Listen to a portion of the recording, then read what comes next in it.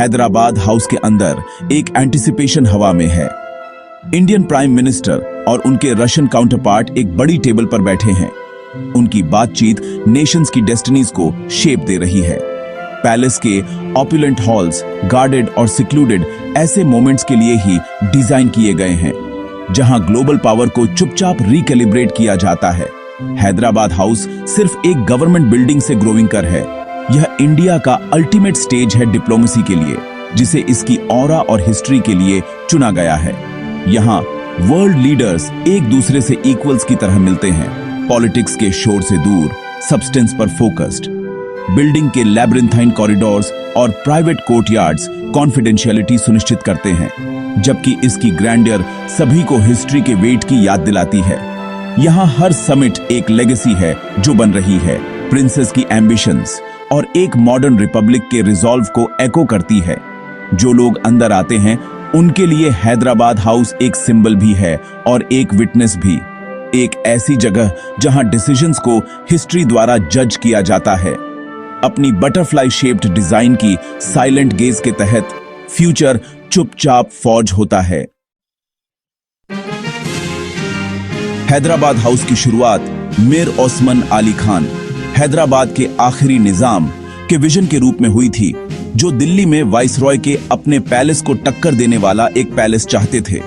उन्होंने sir Edwin Lutyens को commission किया, एक ऐसी स्ट्रक्चर की मांग की जो आसफ जाही डायनेस्टी की पावर को डिक्लेयर कर सके। लुटियंस ने यूरोपियन एलिगेंस को इंडियन मोटिव्स के साथ ब्लेंड किया, एक ऐसा पैलेस बनाया जो एक पॉलिटिकल स्टेटमेंट भी था और एक आर्किटेक्चरल मार्वल भी।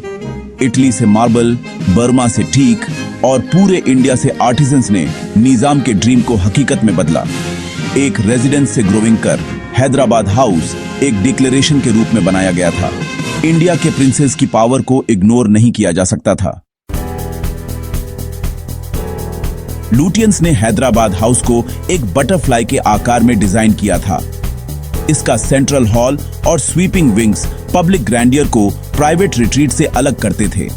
यह पैलेस यूरोपियन सिमेट्री को मुगल आर्टिस्ट्री के साथ फ्यूज करता है, चजस शेड के लिए, जालिस लाइट के लिए, और इसके दिल में एक डोम्ड ग्रैंड स्टेयरकेस हॉल है। हर डिटेल मार्बल मोज़ेक से लेकर क्रिस्टल शैंडिलियर्स तक ऑ और इम्प्रेस करने के लिए चुना गया था।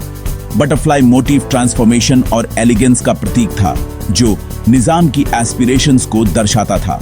एक फोर्ट्रेस के विपरीत यह पैलेस डिप्लोमेसी और स्पेक्टिकल के लिए बनाया गया था, पावर के लिए एक स्टेज, युद्ध के लिए नहीं।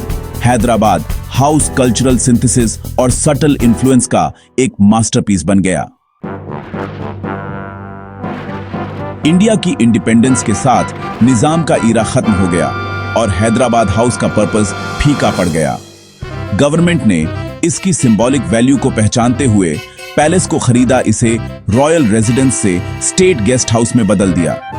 इसके हॉल्स जो कभी प्रिंसेस के लिए थे, अब प्रेसिडेंट्स और प्राइम मिनिस्टर्स को होस्ट करते थे। यह ट्रांजिशन एक प्रोफाउंड शिफ्ट था। फ्यूडल पावर के सिंबल्स को डेमोक्रेटिक इंडिया के लिए रीपर्पस किया गया। हैदराबाद हाउस की ग्रैंडियर ने इसे हाई लेवल डिप्लोमेसी के लिए परफेक्ट वेन्यू बना दिया। बटरफ्लाई शेप्ड पैलेस एक नेशनल ट्रेजर के रूप में रिबॉर्न हुआ, एक नए ईरा की आवाजों से गूंजता हुआ। आज हैदराबाद हाउस इंडियन डिप्लोमेसी का एपिसेंटर है, एक ऐसी जगह जहां दुनिया की सबसे क्रिटिकल कॉन्वर्सेशंस अनफोल्ड होती हैं। डिजिटल मीटिंग्स के इस दौर में इसके हिस्टोरिक हॉल्स हर हैंडशेक और ट्रीटी को ग्रेविटी देते हैं। यहां इंडिया की आइडेंटिटी प्रोजेक्ट होती है, एक नेशन जो हिस्ट्री में रूटेड है फिर भी कॉन्फिडेंटली मॉडर्न है। पैलेस ने लैंडमार्क अग्रीमेंट्स और शिफ्टिंग अलायंसेस देखे हैं। इसकी लेगेसी हर समिट के साथ बढ़ रही है। विजिटिंग लीडर्स इसकी हेरिटेज और स्टेट क्राफ्ट के ब्लेंड से प्रभावित होते हैं। हैदराबाद हाउस इंडिया के ट्रांसफॉर्मेशन के लिए एक मेटाफोर के रूप में खड़ा है, पास्ट को अब्सॉर्ब करते हुए फ्यूचर को शेप देते हुए। बटरफ्लाई पैलेस जो कभी रॉयल एम्बिशन का सिंबल था, अब ग्लोबल डिसीजन मेकिंग के हार्ट में इंडिया को एंकर करता है।